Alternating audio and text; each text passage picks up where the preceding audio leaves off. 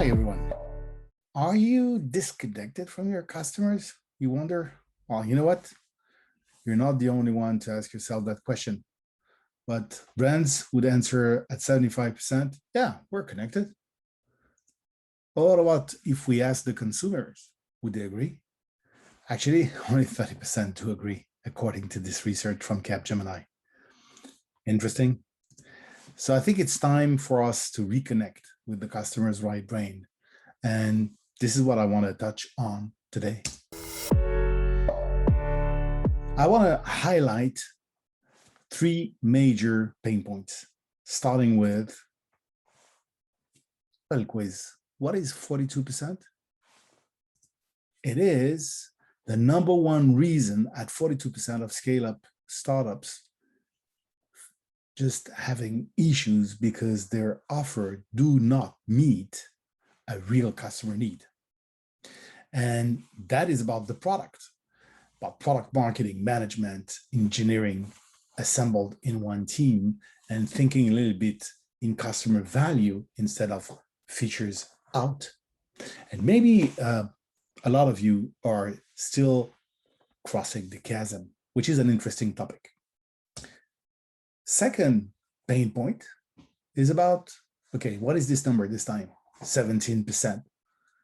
Well, that's in B2B, the entire portion of the buying journey decision makers are spending with all of the sales reps of the companies they think they're going to buy from for this very project or this very opportunity.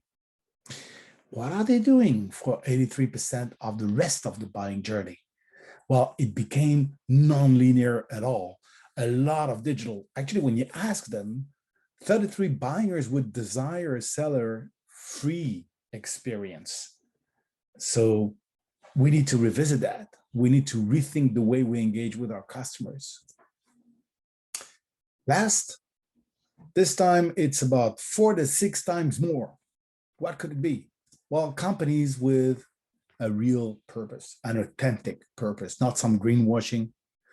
And in that case, we can attest, according to a research again, that consumers would buy 4 times more and protect and defend and champion that brand up to 6 times more. So it's about time to revisit your purpose, isn't it? So why am I talking about right brain? Probably most of you would know what a left brain and a right brain is. And if you don't, you have a chance to read a little bit on my screen, right? In a nutshell, creativity is the right brain, emotions on the right brain, and data, logic is more on the left brain.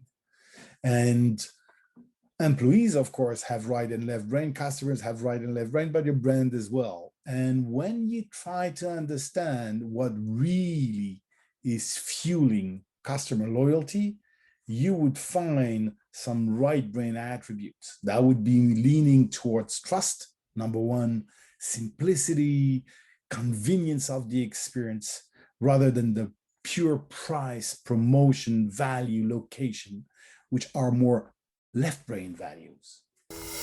Hence, I would really preach for reconnecting with employees' right brain, number one, and customers' right brain. And if you're leading a product, if you're a product owner, if you're a chief product officer, if you're leading a startup or a scale up, actually fall in love with your ideal customers.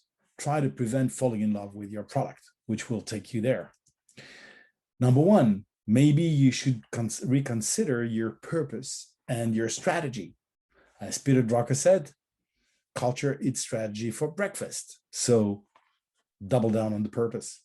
Example of that, Amazon, where you knew it or not, but Jeff Bezos started a culture hack to show how much customer obsession was important for this company by imposing on each meeting an empty chair representing the customer. That's one example. Another one at Amazon is when they want to innovate, like Kindle or online services, Prime, videos, and so forth, they start by drafting a press release. So they work backwards, press release, frequently asked question, and then and only then, when that is finalized, do they embark into developing something new. Interesting, isn't it? The second one is about product. We discussed product lifecycle and how you revisit that. Actually, it's in terms of personas. You need to work on your personas, pain and gains of those personas, perceived value, not something you intuit or not something you think are the pains and gains of your potential audience, but rather going to do a deep dive in empathy. Like this story about MTN in Ghana. All the mobile carriers thought mobile banking is for us, right? We have everything we need. People are going to be delighted that on top of what we offer, we do banking as well. Wrong choice. The company that did win this opportunity is a company that did send people for about 6 months discussing with farmers, a lot of farmers in Ghana, and understand what they really appreciate, what was the value perceived. They didn't want a branch agency. They didn't want to go anywhere. They wanted these people to come to them, and they invited mobile bankers. And you can recognize them with the little logos they have everywhere, including on their umbrella. Finally, customer experience. If the buying journey has been significantly revamped and unpredictable, it's about time thinking about the entire customer journey, not just before the acquisition, especially when a lot of business models are moving to subscription models. It's about time to think twice about how can we reinvent the customer experience and this infinite loop that is accompanying the customer lifetime value. Purell is a good example of that. Really high level brand in terms of tires. Fortunately, someone buying tires would do that roughly every 2 to 3 years. So to keep in relationship with the end customer, when Pirelli was used to deal only with sellers, car manufacturers, and so forth, they had to re-engage with the end consumer. And to do that, they revamped the customer experience, injecting and combining a lot of digital, and I could tell you about that story, but also combining that with some physical contact, for instance, in Grand Prix. Now, I told you some stories, but what about my stories? I'm more a B2B guy that did operate in software, and some interesting experience was, number one, at Lotus and IBM, I had to introduce Lotus Notes and a new software category, groupware, in Europe. And the competitor was Microsoft. Interesting challenge. The difficulty was to talk to business decision makers, LOBs, line of business, instead, or I would say on top of the regular IT folks we were used to engage with, starting with the CIO. And at that time, influencer marketing was in its infancy and the internet was not around. Results were amazing, leading 62% market share vs Microsoft in Europe. And in a country like France, for instance, moving in less than 5 years from 200,000 users to 4 million, that was a very interesting journey. Then another interesting story of mine is about my experience at Sage. Back then, not many people were called Chief Product Officer.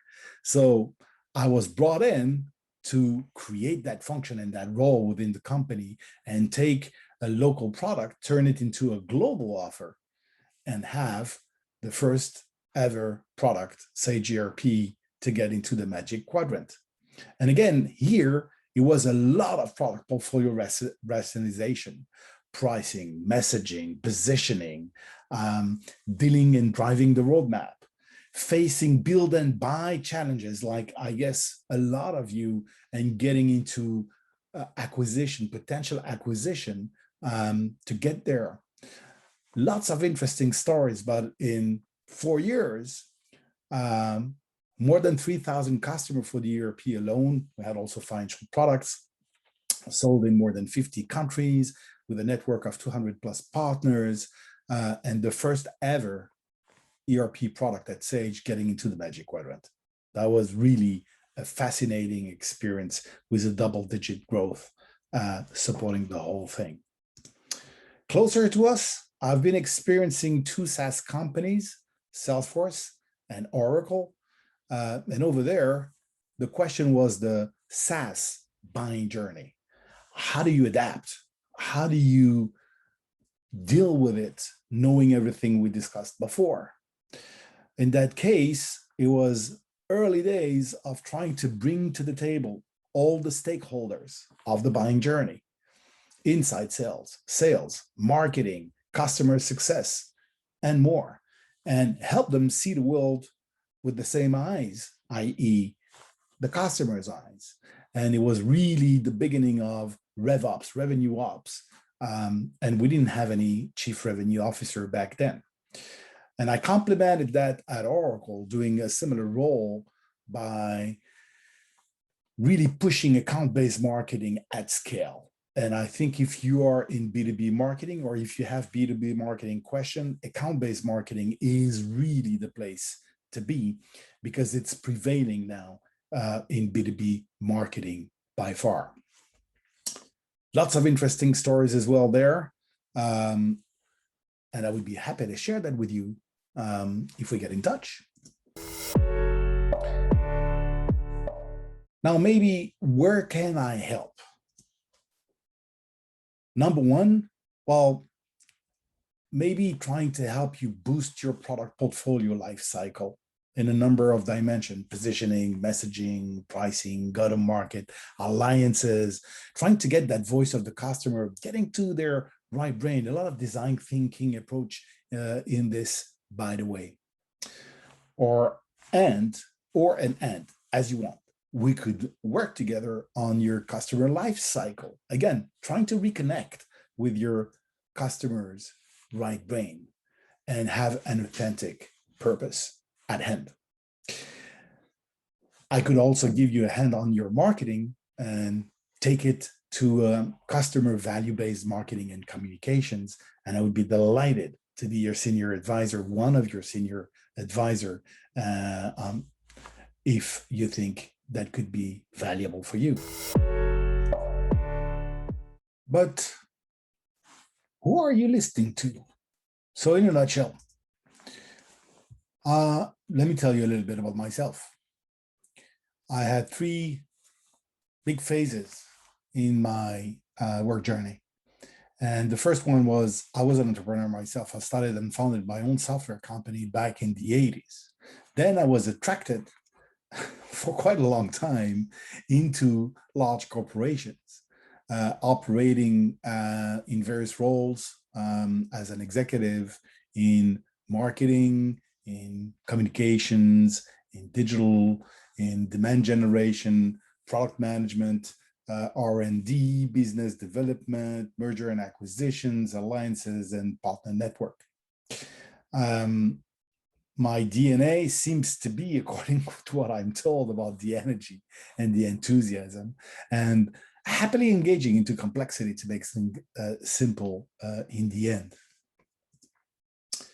Get in touch and feel free to use your preferred channel, whether LinkedIn, going on my website, or just shooting me an email would be fine as well. I really look forward to hear about your experience and where I can help. See you soon.